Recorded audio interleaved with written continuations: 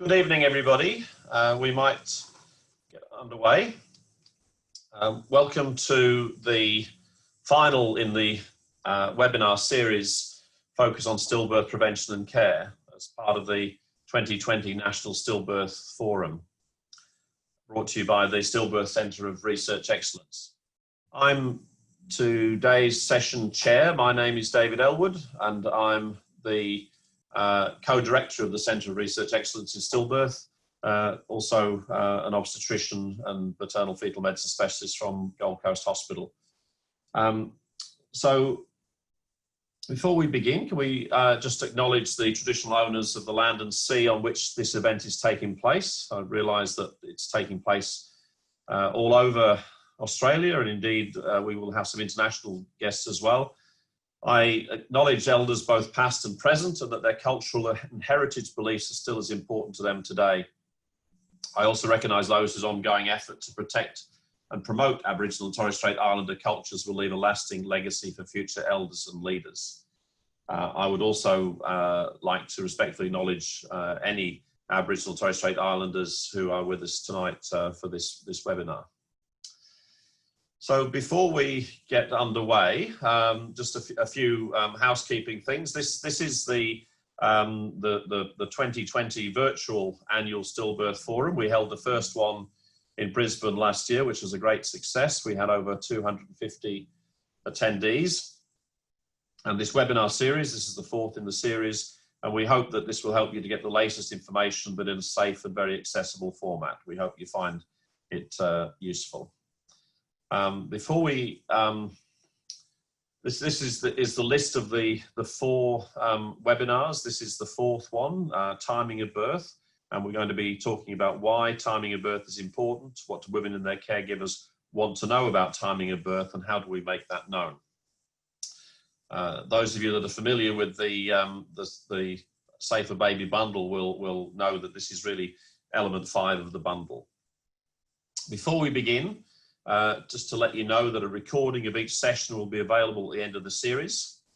During the webinar, you can submit your questions at any time, but we will do a Q&A at the end of the presentations. And we'd also like you to please complete the exit survey once the webinar has been completed. Also like to ask all of you to make sure that you're muted when you're taking part in this. You can enter your Q&A questions in the Q&A section, and then when we get to that part of the evening, we will address the questions. Now, we're very fortunate tonight to have with us Sam Diplock from the Federal Health Minister's Office, who is going to give us a brief update on the National Stillbirth Action Implementation Plan. So Sam, over to you. Thanks, David. So as David mentioned, I'm giving an update on the National Stillbirth Action and Implementation Plan.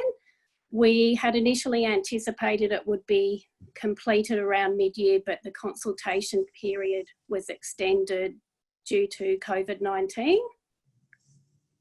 So the National Stillbirth Project Reference Group met on the 30th of July 2020 to discuss the feedback they received through the public consultation process, and also to agree on the final content of the plan. So the consultation that was considered included feedback received through the written public consultation process. We had 72 submissions, and it also looked at the feedback received through the targeted consultation process. So with the targeted consultations, we had CAPS&AM undertake consultation with health professionals who worked with pregnant Aboriginal and Torres Strait Islander women. And we also contracted to do some consultation with bereaved parents and new parents living in rural, regional and remote areas, and from CALD groups. And then they did some interviews with healthcare professionals who work with those groups. So at the moment, we're making some revisions to the draft plan following that meeting, and we're giving a bit more consideration to the lead agencies and the timeframes for the tasks that are in the plan. At that meeting, the PRG agreed to have a 10-year time frame for the plan, and with short, medium and long-term tasks. And we're anticipating that a revised version of that plan will go back to that Stillbirth project reference group early next week. Once they've cleared the plan, it will be submitted to Minister Hunt for approval. If he's happy with the content, he will write to state and territory health ministers and seek their endorsement of the plan. So we're aiming to have the draft plan publicly released later this year. At the moment, we're also preparing to publish the submissions received through the written consultation process.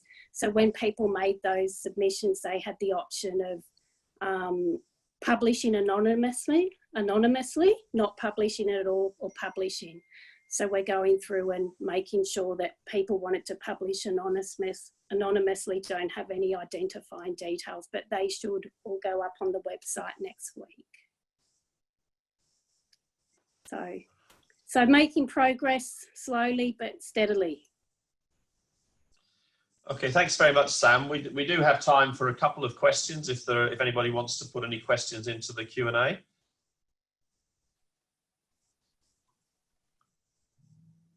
But if not, Sam will be with us for the rest of the evening. If there are any particular questions about the plan, then we can address those later.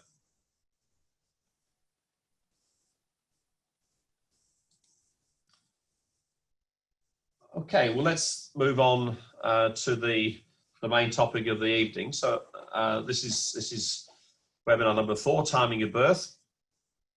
Just by way of introduction, this is the 5th element of the Safer Baby Bundle, and in many respects, it's perhaps been one of the most challenging. Timing of birth wasn't addressed in the other care bundles that have been developed in other parts of the world to address stillbirth. At the very beginning, we thought it was really important to try to deal with this for a couple of reasons. One, there is the potential for making the greatest gain if we can get the timing of birth right, particularly for women with risk factors for stillbirth. But also we felt it was really important to be able to engage women in the conversation around the timing of birth, and also ensure that we were not causing undue harm by increasing intervention where it was really not appropriate. So we have tonight 2 speakers who are going to address a number of different aspects of this. The first is Professor Jonathan Morris, who's a Chief Investigator from the CRE and Director of the Women and Babies Research section of the Colling Institute of Medical Research at the University of Sydney. And the other speaker is Christine Andrews, who is Postdoctoral Research Officer at the CRE in Brisbane. Jonathan is going to begin, and during their 2 presentations, there will be a number of polls, and then we'll have a Q&A at the end of this session. So over to you, Jonathan.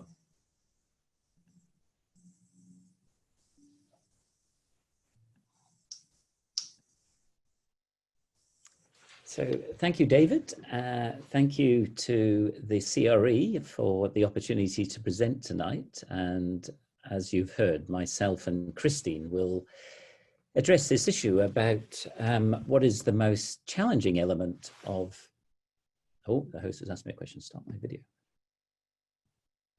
The most challenging element of the bundle, which is timing of birth, element 5.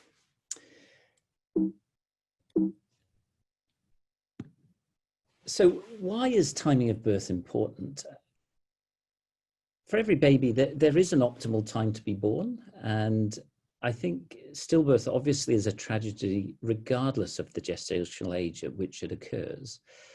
But a stillbirth at term, I think it's very fair to say that as caregivers, we experience that sense of, could we have prevented it? And I think that is particularly the case when stillbirths occur at the end of pregnancy.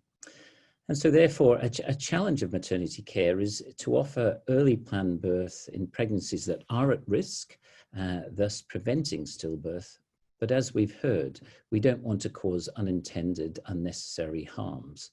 So throughout the presentation this evening, we'll address some of these challenges.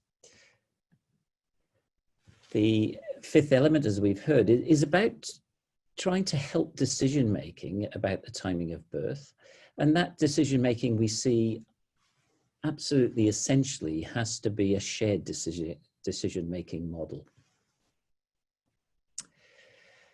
So it's interesting to reflect on, as David said, this could potentially be the most impactful element of the Safer Baby Bundle, but how impactful could it be? And so I'm terribly grateful to Jessica Sexton, who's a PhD candidate and also a research assistant within the CRE, who's been analysing our national data.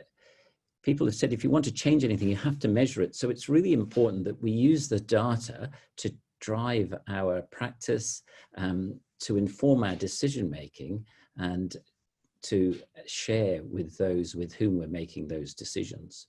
So Jess has recently been able to access national data. As you can see here, nearly 5 million births in Australia from 1998 to the most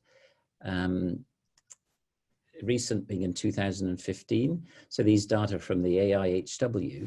And you can see that this data set includes 32,000 stillbirths. So that's a rate of about 6.5 per thousand. When we think at those pregnancies at the end of term, at the end of pregnancy, that's 4.5 million births with over 6,500 stillbirths. So incredibly rich data set that can help us begin to frame the sort of questions that we're posing. It's interesting, many of us are now aware that pregnancy has changed remarkably over the last 2 decades. And here are the national data showing the gestational age at which birth has been occurring from 1998 in the lighter green to the most recent 2015 data.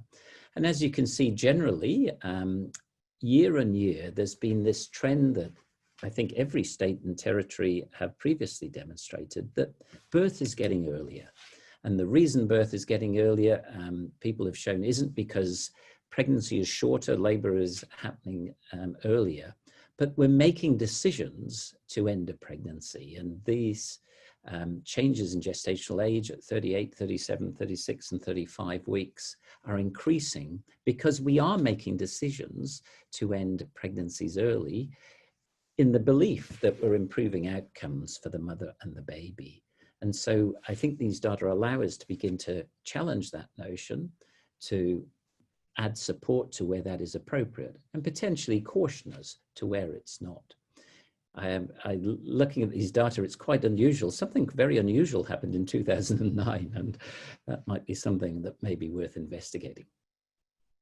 So if we then look at the number of stillbirths that occur late in pregnancy, so these are the actual numbers that occur across Australia, excluding congenital abnormalities, the number of stillbirths that occur each week from 34 to over 41 weeks. And as you can see, there's around between 100 and 40 per week. If we make that a little bit less cluttered, or sorry, what we can see that over this time period there has been a trend towards a reduced stillbirth rate. Here we are at 40 weeks, as well as 38 weeks and 37 weeks. So the trends potentially suggest that there has been an association with a slight reduction in stillbirth late in pregnancy. However, we've got to be very mindful, as a lot of other things have happened in this epoch. It's almost routine now that women are being screened for Down syndrome, which we know carries about a 50% risk of stillbirth in a pregnancy. So there are other things that have happened over this time, such that it's not just reducing the length of pregnancy that has potentially contributed to these trends, but they are encouraging. But it's interesting to note that despite the very large change towards early planned birth, the rates of stillbirth have only more modestly changed. And again, if we see, and we'll return to these data, if we look at the stillbirths per 1,000 babies at risk, so this is the denominator where we're using the number of women who remain pregnant at each gestational age, and the numerator is the number of stillbirths. You can see this sort of distribution that we're familiar with, that as pregnancy progresses, the rate of stillbirth as calculated by the at-risk pregnancies tends to increase, and we see this inflection here around 39 weeks. But again, I draw your attention to the axis, which is 0.4 to 0.8 per 1,000 ongoing births. If we declutter this a little bit and we look at the beginning of the period for which Jess has the data, these were the distribution, and the most recent, it is encouraging, as I've said, that those data do seem to be lower. So there has been a reduction in late preterm and term stillbirth. But I guess the challenge we face is that stillbirth is still mercifully uncommon. If we look at all the numbers of births at these gestational ages, you can see in 2015 there were just over 50,000 births at 38 weeks and around 80,000 at 39 weeks. And if we compare this to the numbers of stillbirths, we can see at 38 weeks there's about 60 stillbirths, and 39 weeks about close to 80. So it's how do we make our decisions such that we benefit potentially these pregnancies without interfering too greatly in these? And that is the challenge we face. So that is why this topic is important. I want to now hand over to Christine, and before we do so, we've got our first poll question of the evening. Because Christine's going to essentially talk to us about conversations around timing of birth.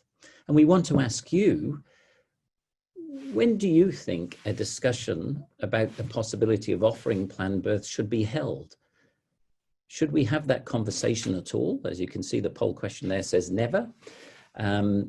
Or should it be held at less than 36 weeks, 37, 38, 39, 40, 41, or 42 weeks? We'll give you 20 seconds or so now to answer that question.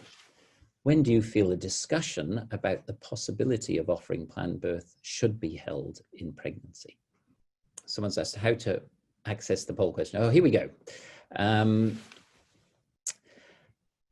Okay, in keeping with true AIHW fashion, we won't identify cell sizes less than 10, so we won't ask who voted for 41, 42 or never.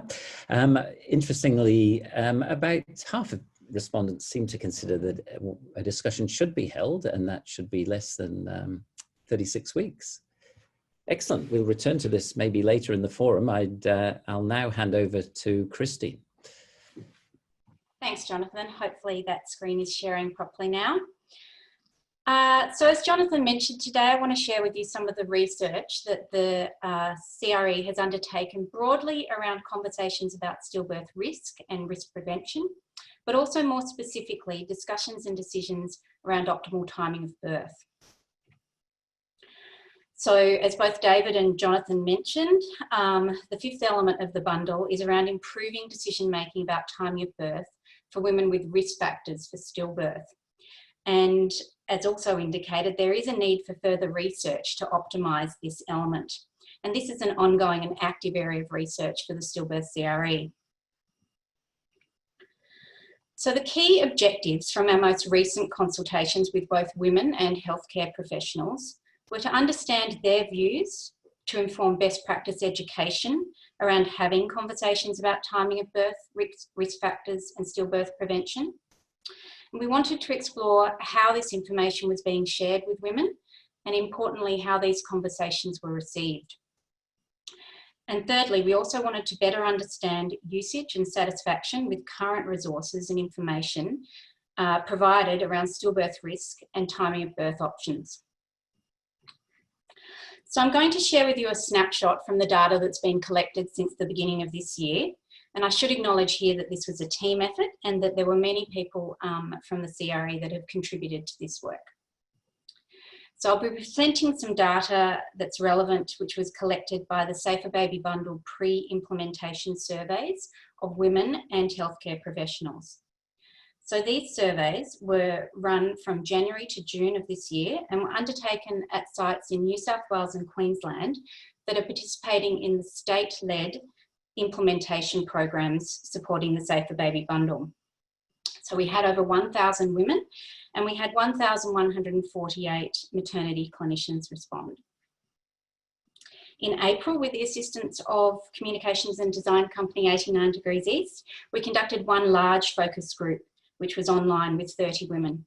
And this work was undertaken in the broad context of the Safer Baby initiative to consult women on the information and messaging around the Safer Baby Bundle resources as a whole. And obviously the timing of birth is an important element of this. And then in March, we undertook one-on-one interviews via telephone with women and healthcare professionals. So these were semi-structured interviews with the purpose, for the purpose of our timing of birth research program. So there were 12 new mothers here and we interviewed 14 maternity healthcare professionals. And this included midwives and obstetricians from both public and private sectors. So firstly, what conversations are women and their maternity care providers currently having around stillbirth risk in general throughout pregnancy? So from our survey of over 1,000 women, we can see that conversations about stillbirth and risk of stillbirth are not routine. So this graph shows that only around a quarter of women recalled having these conversations at their booking visit. And these numbers were similar when we asked across their pregnancy if they'd had this conversation at another time. When we asked women how satisfied they were with the support and the information that they received from their care provider about risk factors for having a stillborn baby, only around half reported being satisfied. We wanted to explore this further in interviews and focus group work. So when we spoke with women, both women and healthcare professionals agreed that it was important to discuss stillbirth prevention during antenatal care and what women can do to reduce their risks. However, this conversation is not routinely part of care. Many women just assumed that stillbirth wasn't discussed because they were considered low risk. And we know that stillbirth comes up in online forums, and some women know of someone who's had a stillbirth. So it is a fear that pregnant women have in the back of their mind. Overwhelmingly, women felt that it was important for healthcare professionals to have a conversation about stillbirth risks and how to reduce their risks. As alternatively, women were doing their own research, and we know that this can lead to them receiving information from less trustworthy sources. They want this discussion to be in an honest and factual way, and a strong preference for using positive framing, such as safer pregnancies, safer babies, and ways to reduce your risk. Similar to the women we spoke to and the survey results, for healthcare professionals, commonly if they considered a woman to be low risk, then stillbirth was not routinely discussed. For women they considered high risk, stillbirth may be mentioned, but it was noted that this may be used to encourage compliance. Conversations are usually framed around explaining the factors that put women at higher risk of poor outcomes from the baby, rather than explicitly risk of stillbirth. So the conversation, as I said, seemed to be more important to have with high-risk patients than low risk. And in both the surveys and interviews, healthcare professionals often mentioned actively avoiding the word stillbirth, as they had concerns that these conversations may add to women's anxiety. And indeed, many healthcare professionals indicated they felt uncomfortable discussing stillbirth with women and expressed a need for further education and training to build confidence in having these conversations framed in a positive way. If we move on now to look more specifically at conversations around stillbirth risk in the context of timing of birth discussions. From our survey of healthcare professionals, we asked how they felt about having these conversations based on a woman's individual profile of stillbirth risk. So encouragingly, the majority felt comfortable involving women as much as they wanted to be in this decision-making process. However, nearly half agreed that having this conversation may cause anxiety for the woman. And around a quarter did not feel confident in their level of knowledge for supporting these conversations. In terms of when and how frequently conversations around planned birth are occurring, from the surveys of women indicated, as you might expect, and we found from the poll before, that this was mainly taking place later in pregnancy, around 34 to 36 weeks. And these conversations are certainly a common component of pregnancy care, with at least half the women surveyed recalling that at some point in their pregnancy, the possibility of having a planned birth was discussed. So from the women that we spoke to in focus groups and interviews, they indicated that timing of births was mostly raised in care in relation to women who were post-date, and that the risk of stillbirth was often not mentioned. The language that was used around planned birth tends to relate to a need to get the baby out or to move things along quickly. And for some women, this language didn't really make it clear what was involved or what was going to happen. Most women felt that discussion about planned birth was in quite a procedural and directed way, and that there was in fact limited decision-making involvement by women. And many women responded that they wanted to be informed about birth option pros and cons earlier, so that they could be mentally prepared to make informed decisions should the need arise later in pregnancy. And women want to feel empowered to make their own choices about planned birth, but very much guided by the knowledge and advice of their healthcare professional.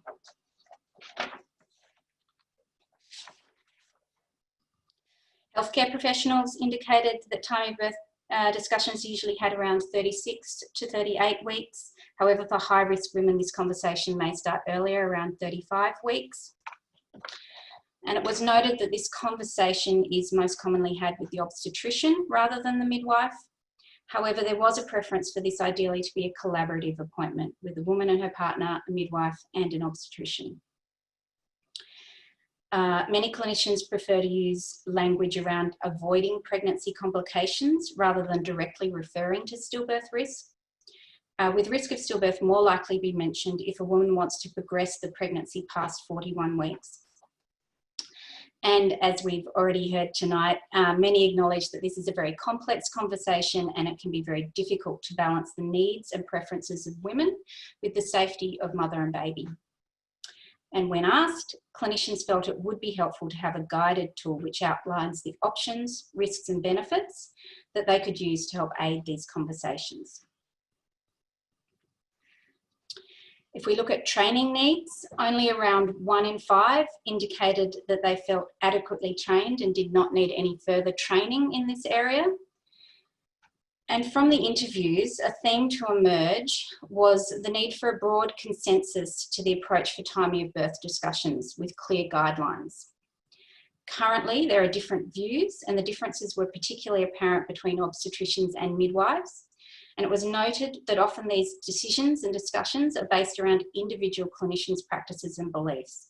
And there's a need for consistency of information and consistency of clinical practice to ensure individualised evidence-based care. The timing of birth element of the bundle, as we've said, emphasises improving decision-making, and this includes involving women as much as they want to be in these decisions. So encouragingly, the majority of women, when asked, felt that they were involved in decisions and choosing options around the timing of their baby's birth. However, there's clearly room for improvement here. It was quite interesting that some women indicated when discussing birth options, even the perception you're in control, even when you aren't, is valued. Additionally, the women who reported a positive experience in relation to talking about timing of birth and planned birth felt that the choice was inclusive, they felt informed, and they had a good relationship with their clinician.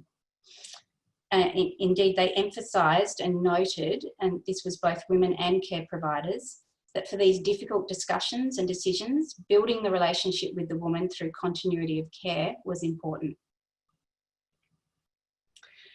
And just before I go through the key messages, I would like to acknowledge that there are some limitations around this work.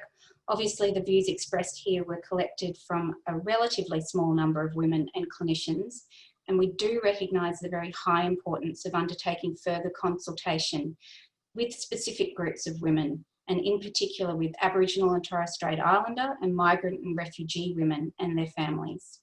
This work was planned for this year, but has been delayed due to COVID. So the key messages from this consultative work is that women aren't routinely receiving information about reducing stillbirth risks. They want to know this information, and they want to know this in a factual, reassuring and actionable way. Current information that's provided around timing birth can be seen as vague and unclear how timing impacts stillbirth, and there's a need to clarify information so that the linkage to reducing stillbirth is clear and actionable. Women want to feel supported to make their own decisions about birth options, however this doesn't always happen, and providing advice on pros and cons earlier may help women to feel informed and prepared. Education and tools and resources to aid a consistent approach to timing of birth conversation would be valued. And there's a strong preference for using positive framing and safety when discussing stillbirth prevention and timing of birth, such as ways you can reduce your risk of stillbirth or safer to bring the birth forward.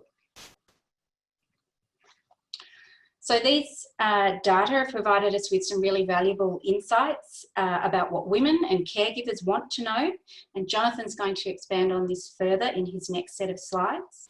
And all of this work has really informed the CRE's ongoing program of work in this area, which is to develop, implement and evaluate materials that help estimate a woman's individual risk of stillbirth to inform pregnancy care, to develop co-designed materials that raise caregiver confidence and expertise in providing shared, informed decision-making about timing of birth, and also provision of an education program for healthcare professionals on communication with women about stillbirth risk and optimal timing of birth.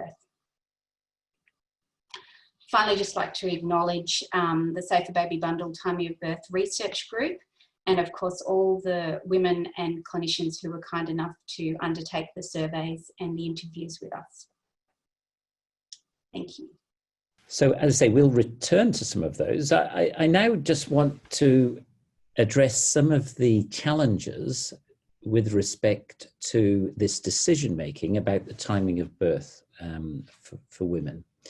It's interesting, and again, without being tried, I guess we talk about risk factors for stillbirth, but we would recognize that being pregnant is essential to have a risk of stillbirth. And I suppose that's part of the challenge as we reach the later weeks of pregnancy, because we would all recognize a stillbirth can occur in any pregnancy. So in terms of a risk factor, being pregnant obviously is essential.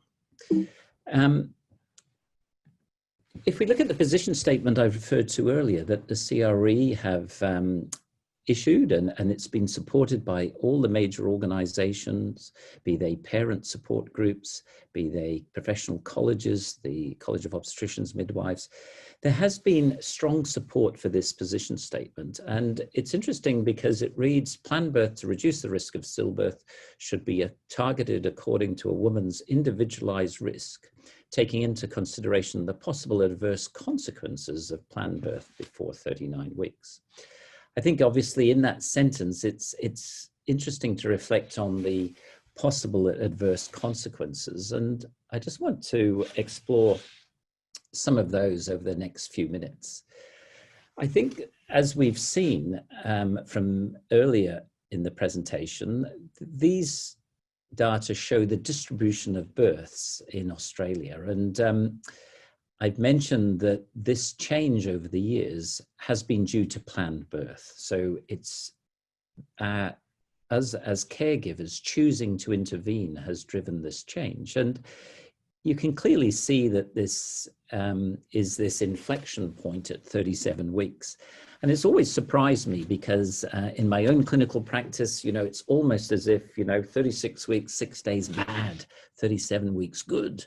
You know, there is something that is quite remarkable about hitting 37 weeks. And it's all down to this term, which if one looks into the international classification of diseases, we'd be all familiar that preterm is less than 37 completed weeks. Term is from 37 completed weeks to less than 42. And post-term is more than 42 completed weeks.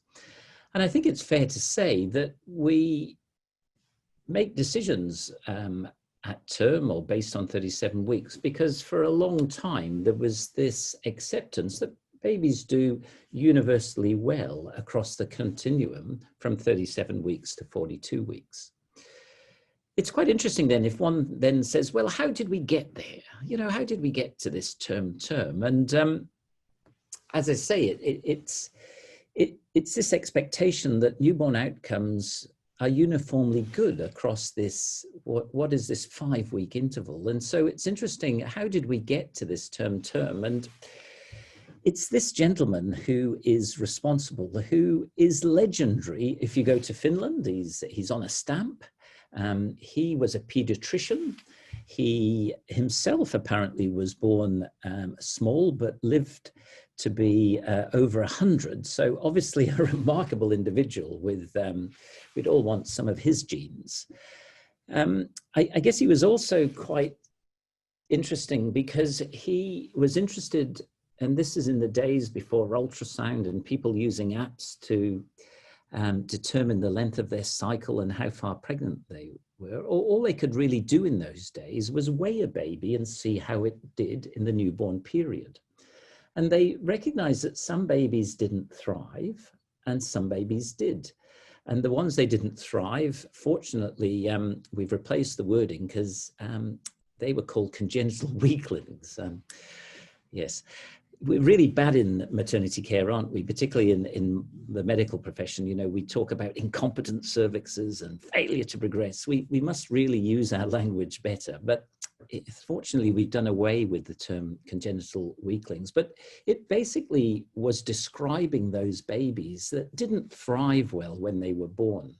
And obviously, people were unaware of whether these babies then were growth restricted or whether they were early. And basically, they were trying to understand which babies were too early, such that they weren't thriving in the newborn period. And he made the observation that 2,500 grams was a birth weight that dichotomized things. Babies less than 2,500 grams tended to do more poorly.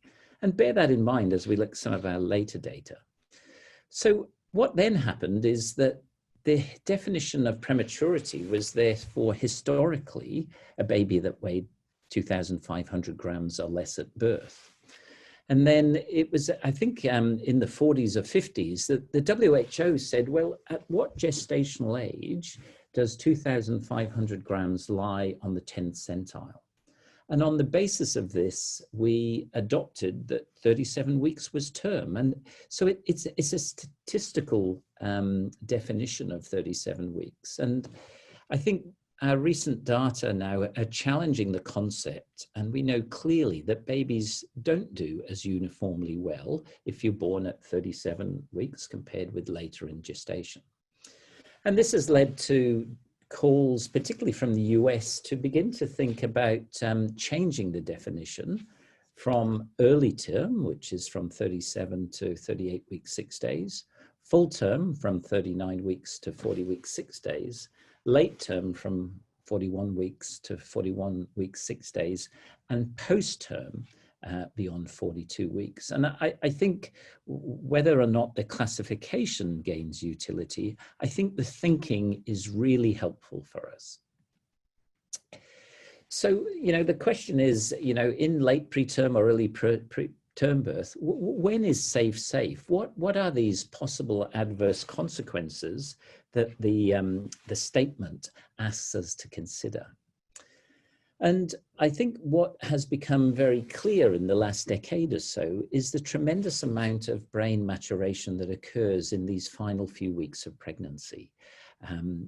The baby's brain at 35 weeks weighs 2/3 of what it will weigh at 40 weeks. So 50% of brain growth occurs in the last 5 weeks of pregnancy. Also, if we look at the morbidity, so these are Population New South Wales data that is looking at babies born at 33, 34, 35, all the way through to 42 weeks. And this is looking at delivery after a pre-labor cesarean in the absence of labor, babies that are born after labor induction, or babies that are born after the spontaneous onset of labor, regardless of the mode of birth. So these babies could have cesareans. I guess what one can see here is that there is a stepwise reduction in severe morbidity. So these morbidities are major morbidities that require admission to the newborn intensive care. It includes respiratory support, feeding support, and other interventions. And I guess what I'd like you to take away is not only is this stepwise reduction, it is contingent on the mode of birth, but also you can see as we transition from 37, 38 to 39 weeks, there is this week-on-week reduction, regardless of the mode of birth, according to the gestational age of birth. And one can sort of think about the impact of, say, delaying a pre-labor cesarean section. So this is if we delay a cesarean and don't do it at 33 weeks, but do it at 34 weeks, for every 6 women in whom that decision is delayed a week, you will prevent a baby having severe morbidity. So again, planned early birth at every gestation is going to be necessary. It's one of the most important interventions in maternity care for optimizing outcome. But what we need to ask ourselves is, should it be this week or can we wait? Is it safe to wait a week? Because you could see even waiting from 37 to 38 weeks, for every 17 instances where it's possible to do so, if that were safe, you would prevent 1 case of severe morbidity. So these data help sort of inform us, when is planned birth an important intervention? When is it necessary? And when is it potentially reducing those unintended harms? If we look at other data about the length of admission of newborns according to gestational age of mode of birth, you can see that as we go from 33 all the way down to 40 weeks, I beg your pardon, regardless of the mode of birth, so here's spontaneous, here's induction, and here's pre-labor cesarean section, we can see that all the way down to 40 weeks, there's going to be less length of time that the baby stays in the hospital. And obviously, this is important from the healthcare system point of view. If we look interestingly at readmission in the first year of life, this is the likelihood of a baby being readmitted to hospital in the first year of life. And again, you can see this stepwise reduction for babies born at 33 weeks compared to 40 weeks following spontaneous onset of labor. Following induction of labor, you can see rates are increased, but there is again this stepwise reduction. And following pre-labor cesarean section, the same pattern. And you can see that planned birth is always associated with greater likelihood of morbidity, in this case, in the first year of life. So again, not saying that we must deliver all babies at 40 weeks, but if we are going to intervene early, is it possible to delay that intervention? Politicians like costs, so you can monetize this, and you can see that again, if this is a busy slide, but if we look at pre-labor cesarean section and the first year costs, babies born at 33 weeks, the mean is 52,000, with there's the range, and it goes all the way down to $7,000 if at the end of pregnancy. So again, not something that should drive our clinical decision making, but something that should influence how we make those decisions. We've talked about the baby's brain, and I think we've talked about the short-term morbidity, babies spending more time with greater morbidity in newborn intensive care at birth. We've talked about the medium-term morbidity, babies more likely to be readmitted if they're born early. And if we think about the long-term educational effects of being born early, Lex Doyle's group down in Melbourne did some very elegant work where they looked at babies born at 34, 35 weeks, waited for them to get to 40 weeks, and then compared their brains with babies born at 40 weeks. And what they found is that those babies have less developed myelination and more immature gyral folding. So it seems like the ex utero development didn't mirror what was happening in utero. And these are findings that are thought to be important processes in early brain development. And certainly those that have looked at the outcome of being born slightly early, so these are Scandinavian data, but everyone who's looked at the association of being born early with educational achievement has found that the earlier born at a population level, be it in 5th grade, 1st grade here, or in 1st grade of special education enrollment, they've found that being born early is associated at a population level with significant likelihood of being identified as developmentally at risk. Again, these are New South Wales data. Basically every 3 years in New South Wales, there's the Australian Early Development Census, where a child sits down with the teacher and is assessed in 5 domains for their development. So these are social, emotional, numeracy, and the like. And if you score in the bottom centile, in this case, in less than the 10th centile in 2 of those domains, you're identifying as being developmentally high risk. If we look at the association between gestational age at birth and being identified as developmentally high risk, it does seem that there is this stepwise reduction in the likelihood of that according to the gestational age at which you're born. I'll just skip past this slide and just go on to the next slide, which looks again at being identified as being developmentally high risk after a normal vaginal birth. And this is corrected for things such as hypertension, diabetes, BMI, socioeconomic status. And you can see that there is this reduction as we get to 40 weeks. If we look at babies born after spontaneous onset of labor and cesarean section, that's the distribution. If we look at babies induced who have a cesarean section, and babies have a pre-labor cesarean section, they're the distributions.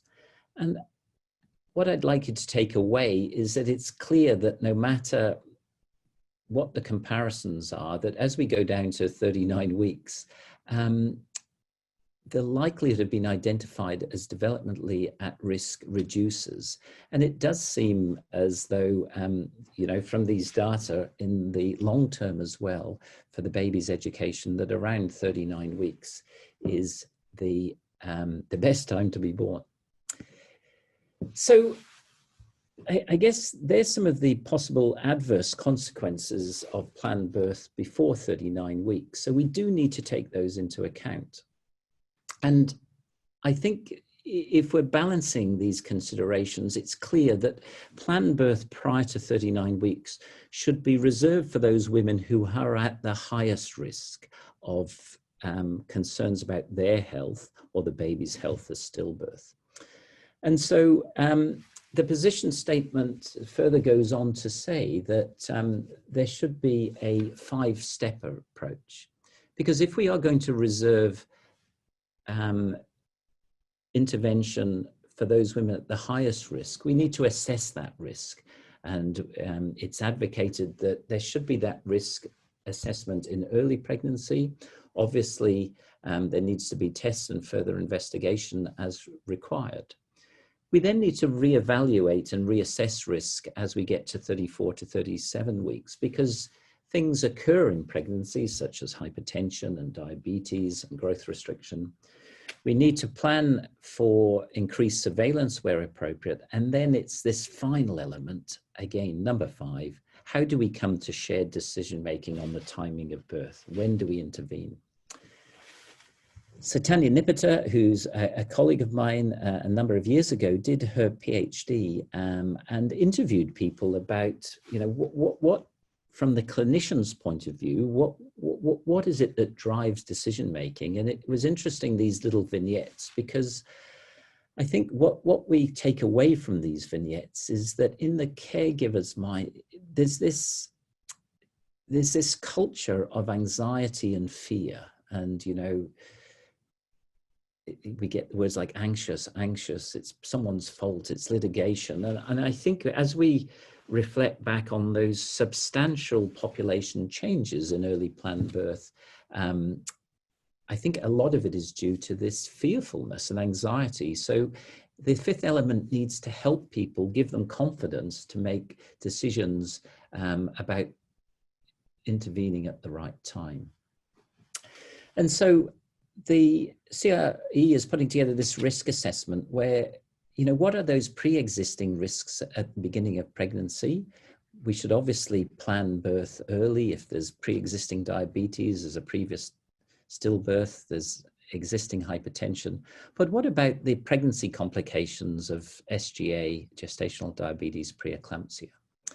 I mean, it's interesting to look at SGA. It's there, it's recognized as a risk factor. If we go back to good old Finnish friend, 2,500 grams, if the baby is less than 2,500 grams, it's associated with this marked increased risk. Look at this 5, almost 10-fold increase in stillbirth. So we're very right to identify the low birth weight baby, the small baby. And it's interesting if one looks, Leslie McCowan in 2018 looked across different settings internationally to see where what the international guidelines were that recommended timing of birth if, say, the baby is normal. The most common is we find a small baby and the Dopplers are normal. What do we do?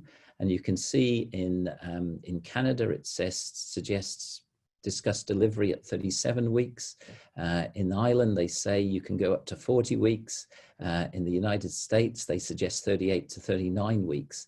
So, there are differences there, but I think what we do need to do, and the CRE hopefully will come out with some very clear guidelines like this that guide practice and hopefully influence some of that anxiety and fear. When it comes to hypertension, Samans have said greater than equal to 37 weeks for the risk factor of hypertension. I'll skip through these. For diabetes, the Canadians suggest that if women have gestational diabetes, you should consider birth between 38 and 40 weeks. But based on glycemic control, the Queensland data suggests that if people are well managed, that it's reasonable not to expedite birth before 39 weeks gestation. So if we think about risk assessment for these pregnancy complications, for SGA with no concerns other than size, I think 38 to 39 weeks seems reasonable. Gestational diabetes, well controlled with good sugars, I think 39 weeks. And hypertension, 37 or 38 weeks. But what do we do about the low risk women? And again, we know that what some of the risk factors are if we look and put them into context. So these are data from the Lancet series that Vicky authored. Small for gestational age, if we look, has got the highest odds ratio. So we are obviously comfortable with making decisions with an odds ratio around there. So how do we factor in some of these other risks that we recognize, like ethnicity, nulliparity, but how do we do that? And I think it's interesting to note that obviously here, these are Jess's data again that shows nulliparity is associated with a slightly increased risk compared with women who've had babies before. but it's nothing like the magnitude, as we've mentioned, associated with having a weight less than 2,500 grams. Look, there's a tenfold difference in that as a risk factor. So we do need to think differently about these risk factors that are not as strong. In terms of the evidence, there was a recent Cochrane review that looked at induction of labour in women with normal pregnancies at or beyond 37 weeks. It included 34 randomised trials in 16 countries. What did it find? It found that labour induction was associated with fewer deaths, fewer stillbirths, fewer caesarean sections, fewer babies admitted to newborn intensive care. If we look at those data, if we look at the forest plots, we see that this is all perinatal deaths, significantly lower. Stillbirths, significantly lower. Neonatal death, trending towards being lower. If we look at birth weight, the babies obviously were smaller. No increase in caesarean section, indeed a reduction. But it's interesting to note from this review that look where all the deaths were occurring. Really, no one was included at 37 weeks. So I don't think we can take away from this review we should be inducing at 37 weeks. And most of the deaths were occurring at beyond 42 weeks. So I think what we can agree to conclude from that systematic review is that planned induction of labour before 42 weeks is associated with improved outcomes. But the question is, when do we do that? And as I finish, if we again look at these data, so these are the distribution in the most recent national data. There's over 80,000 women birthing at 39 weeks, and there's 70 stillbirths. If we look at these data, 38 weeks in 2015, 65 stillbirths, 65,000 births, a rate of 1 per 1,000. If we look at the rates are low. So hypothetically, if we birthed all women at the beginning of 39 weeks in 2015, we may have prevented 175 births, but it would need 190,000 interventions. And that's not speaking to all the possible harms with all those interventions. And you would need over 1,000 planned births to prevent one stillbirth. So I think routinely suggesting induction at one gestational age is obviously not going to be acceptable to anybody. So how do we then come up with an approach, recognizing that we do recognize some of these risk factors like ethnicity, like smoking, like BMI, like parity? Because if one looks at these data, you know, I think we are all comfortable at offering some sort of intervention for the baby recognized to be small.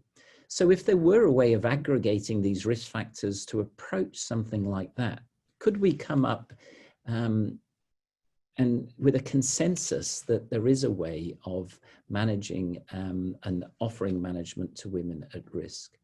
And I suppose as I finish, the practical approach to this in a work in process is this idea of, well, can we have an aggregate risk factor approach? This again is being developed at the moment with the caregivers in mind. We'd need to make it accessible for women. But, you know, if we had risk factors and scored them, if we came up with a risk where the aggregate risk approached that or surpassed that of what we commonly do now with SGA, would that be an indication to consider early planned birth? If the risks were very low, we would very happily await spontaneous labour. And if the risks were intermediate, we'd settle on surveillance and intermediate management. Is this a possible practical way forward than otherwise just assessing blanket induction of labour or planned caesarean section, which we recognise just isn't feasible? So this is a slide I'd like to leave you with, and indeed there's a poll question on this to see whether those on the call would think that such an approach would be acceptable, and that poll should display now.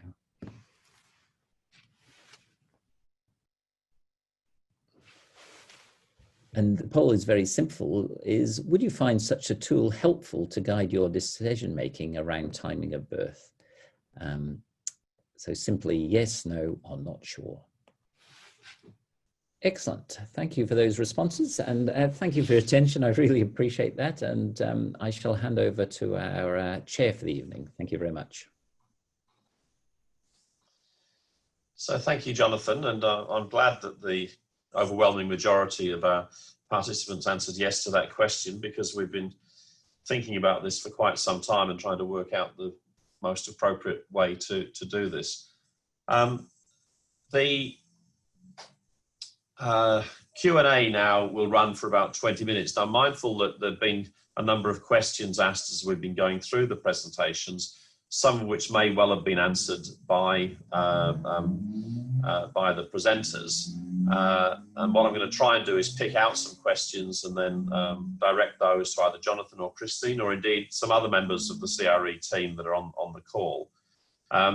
It's quite possible that we won't get to all of these questions, but we'll see how we go. So I think the first one I'm going to pick out from Agatha. I'm a midwife working in South West Sydney. I've found that there are certain nationalities that have an increased rate of stillbirths around 40+ weeks, this being women of Indian background. Is there any research on this? And the answer to that is clearly yes. Jonathan, do you want to respond to that? That's certainly one of the risk factors on our list that you finished your presentation with. Yes, so thank you, Akita. As you rightly suggest, that ethnicity, everybody that's looked in Australia, and there's been, obviously this has been led by Miranda Davies-Tuck in Victoria, but I'm certainly aware of the Western Australians and New South Wales. Everyone's data does suggest that there is a different risk according to ethnicity. The approach to that, I think the Victorians are really informative with respect to potentially offering increased surveillance earlier. And certainly their data, my understanding has been very promising that with that approach, they have seen some early trends suggesting that does make a difference. So at risk group, yes. At increased risk, yes. Absolutely, increased surveillance and judicious decision-making about timing of birth seems to be helpful. Thanks, Jonathan. Now, there's been a few comments and questions around this, when to actually have the conversation about timing of birth. And Jonathan, you covered this towards the end of your presentation when you talked about the steps process. Question from Brad Farrant: I wonder whether the focus should be more on having a conversation early in pregnancy with the intention of informing and empowering all women and families about planned birth, rather than only discussing planned birth later in the context of elevated high risk. Christine, I wonder if you could respond to that, and particularly with respect to what do women want? Yeah, thanks, David. So I guess Brad's hit the nail on the head there in terms of what we heard from a lot of women in terms of wanting to receive that information earlier when they were in the right state to take that information in. They also described wanting to have some information, not only in a verbal conversation, but a pamphlet or something they could take home and do their own research. So very strongly getting the view that they want to be prepared so that you know, they're not having to look at these decisions in a stressful way later on, and they're more informed. So I guess that's only from the consultations with women, and Jonathan might have more of an idea around clinicians' thoughts around that. Yeah, I think briefly, Brad, I fully support the fact that these conversations should be part of the antenatal dialogue. And I think we need to be careful with the word risk. I think we need to couch it in different language, but I agree that this is something that should be in the conversation from actually quite early in pregnancy.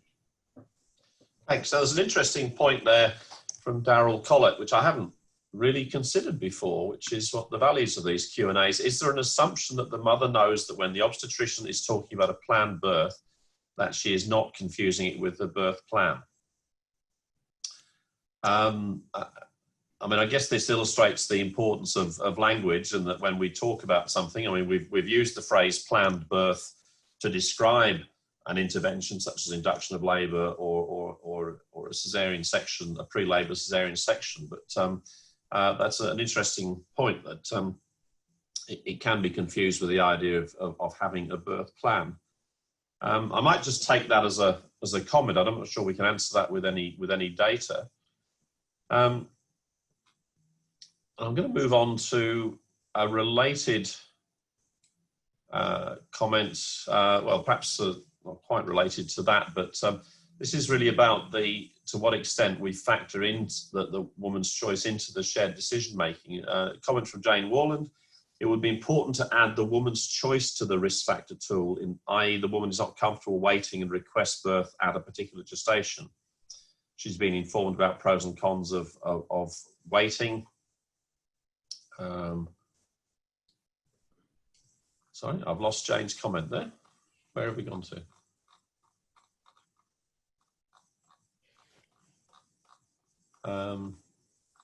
She's been informed about pros and cons of waiting spontaneous birth, or the woman is comfortable waiting. Jonathan, do you want to respond to that one? Oh, look, thank you, Jane. I think it's really important that we contextualize things, because I think, I mean, it's interesting, you know, if we look at labour after caesarean section, for instance, you know, some of these risks are, you know, the actual event rates are very similar, and we sometimes are more comfortable with one and not the other. And so I absolutely agree that basically these are decisions where I think, you know, a woman's preference can actually will be the defining factor as to what happens. And I think, though, as caregivers, we need to think about how those conversations are had, so we don't essentially allay unnecessary fear and anxiety, but we are able to share the information. But ultimately, I think, you know, the co-design idea is that it's a woman's choice, that, you know, that is the result of the shared decision making. That's so it's an thanks, Jonathan. Another comment or question from Brad Farrand, which is probably the $64,000 question, which I'll address to Jonathan. Have multivariate analyses been done to ascertain what proportion of the reduction in stillbirth rates can be explained by changes to the timing of birth across time? I guess, as opposed to other things that have changed, such as risk factors. Jonathan, you want to tackle that one? Yeah, look, I don't think anyone's formally done that, unless anyone else on the call could, but certainly it's something I'll get our statisticians to do. I mean, it's an excellent point. We've certainly seen, and something that we talk about a lot within the CRE, that we have seen a big increase in the number of inductions of labour being performed across the country over the last 10 or 15 years, and it certainly coincides with this small but fairly sustained reduction in late gestation stillbirth. And the question is, how much of it is to do with that, and how much of it is changing risk factors? It's a very important question for us to address. Julie Dean asked the question, to what extent is the morbidity at gestational age also significant in longitudinal studies, e.g. for children or adults who are born preterm, or I guess early term was really what we were referring to. Jonathan, the data, you showed the data on immediate morbidity, and then you showed some data on sort of early childhood outcomes. What about later childhood and adulthood? Do we have any information about adverse effects of being born a bit too early? So, I mean, there are data, and again, I think the data suggest there may be associations with things like a greater likelihood of insulin resistance, cardiovascular disease, and certainly I think the Scandinavians have looked at, you know, sort of cognitive performance on entering the army and things like that. So again, all the associations that are there suggests there may be an association. I mean, obviously disentangling it from the reason for the prematurity is hard, but again, I always think that if we're going to change anything in our care, the onus is on those that advocate change to show there's benefit. You know, and I'd argue that some of those population changes in gestational age aren't based on strong evidence. Thanks, Jonathan. Christine, there's a comment from Abby Harvey about IVF pregnancy as a risk factor for stillbirth. And I don't know to what extent this might have come out in any of the work that you presented. She says, I believe the data suggests it is a risk factor. Yes, but it's a bit inconsistent. Many women are more anxious in IVF pregnancies. Very understandable. At what gestation would it be reasonable for them to request a planned birth accounting for maternal mental health impacts of a continuing pregnancy? I guess what you're raising here is the, you know, sometimes there are other things other than the stillbirth risk that must be factored into the request for a planned birth. Christine, do you want to have a go at that? Thanks, David. No, look, that wasn't something that we particularly looked into or drew out of this set of data, but it's actually a really good question, and it's not only, I guess, IVF pregnancies, it's, you know, for women who may have had a previous loss, or, you know, there's lots of other things that will contribute to their anxiety and therefore may affect how these conversations are received. And so I think moving forward, you know, that's some of the work that we'll be doing in our co-design around some of these materials is looking at how some of those other things will also impact on these discussions and how they're received. But I don't have anything in the data that was presented today as such. Thanks. And a comment, or a question and a comment from Daryl Collett, and Daryl acknowledged it's very brave for parents to take part in these seminars and acknowledge the loss of your daughter. You say, I'd rather have had the facts from the word go. What is the research behind the use of language and alleviating fear and anxiety in new mothers? I mean, this is an incredibly important question. And again, one of the things that we're working on is how to communicate risk, what sort of words to use. Either Jonathan or Christine, or indeed any other members of the CRE team want to respond to that?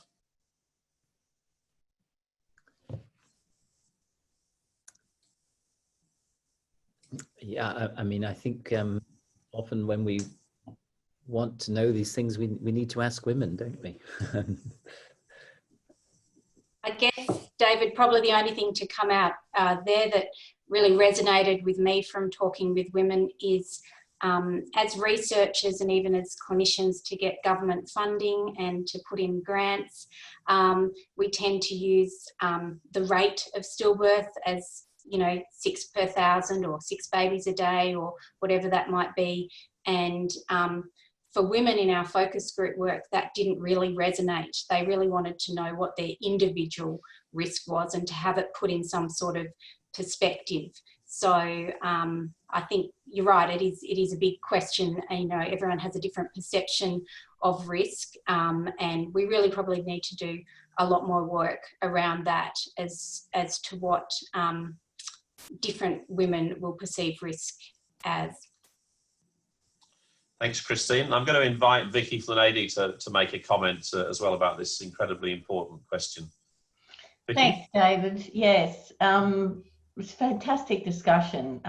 It's wonderful to see these really thoughtful questions coming through. It's such a challenging area. And I just wanted to say, though, that the data that Christine has presented and the work that we're doing in the CRE has only just begun. This is just the start of the journey, and we are planning more consultation with women, both women who've had a stillborn baby, others who haven't, and their healthcare providers, to get this as right as we possibly can. We're hoping by next year in around February, we'll have some examples based on further consultation of resources and decision tools that we can ask views of women and care providers about in terms of what they think about them. So hopefully February next year, and we'll be looking for people to join us in those focus groups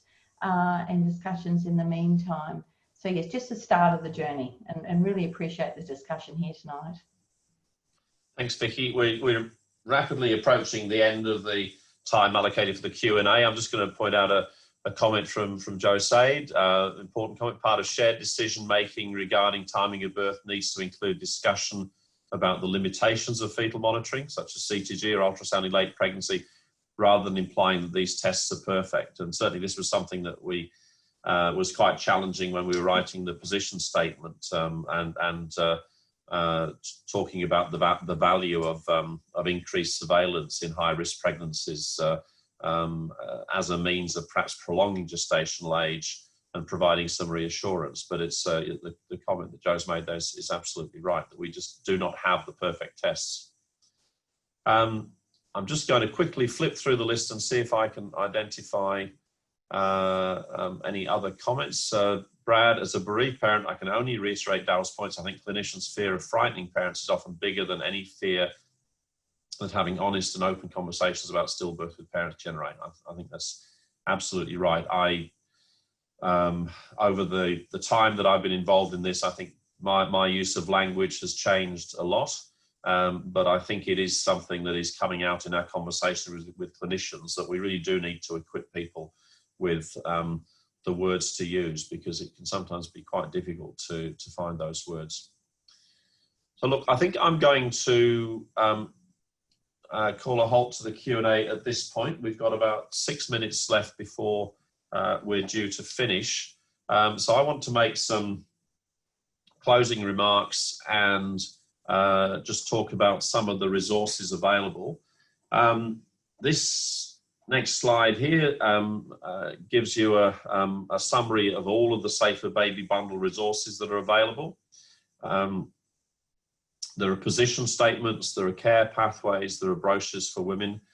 In relation to timing of birth, the fifth element, at the moment we have the position statement, and we are doing a lot of work on the ideas that have been put forward of various tools that will help clinicians and women involved in shared decision making. And we're still really discussing the different types of tools that might be of benefit. And I think this is incredibly important to get this right. We have considered the possibility of a risk calculator that really gives people an individual risk, a very accurate description of what their individual risk is. We're certainly getting some feedback from some areas that kind of approach may not be particularly beneficial, and perhaps the approach that Jonathan outlined in his presentation might be more beneficial, looking at sort of different levels of risk. But I think this is still a very important work in progress. Can we have the next slide? The e-learning resource for the Safer Baby Bundle is a couple of comments about from people that have completed the e-learning, that the modules are excellent. I'm using the resources in my clinical practice, so helpful and relevant. I particularly like the how to talk to women component. So we've had many thousands of people have registered for the e-learning resource, and I think we've had up to about 4,000 now that have completed the whole package. I don't know how many obstetricians, almost 6,000, Vicky is telling me. But we're still a little bit light on with obstetricians who've completed the package. Been very well attended by midwives and by lots of other people involved in this important area, but we need more obstetricians to take part. Let's have the next slide, please, Christy. We are currently working on the Safer Baby Bundle Masterclass, which is really a shortened version of the Safer Baby Bundle e-learning resource that can be done perhaps more quickly and is perhaps going into some aspects of the resources into more depth, working together to reduce stillbirth in Australia. And this is coming very soon from the CRE. So I want to thank everybody who's taken part in this webinar tonight. I particularly want to thank our presenters, Christine and Jonathan, and all of you that have taken part in the Q&A. You can provide feedback on today's webinar with the link that's on this slide. The webinar recordings will be available through the Stillbirth CRE website. I'd also like to encourage anybody who's been involved in the webinar tonight, or indeed any of the 4 webinars. We at the CRE are open to comments from anybody, constructive comments, criticisms, anything that we do. Really, we want to share everything that we're doing. We have a single goal, which is to reduce stillbirth, and as much help as we can get from all of you to help us to achieve that. So I'll close at this point. Keep safe, and thanks for everybody taking part.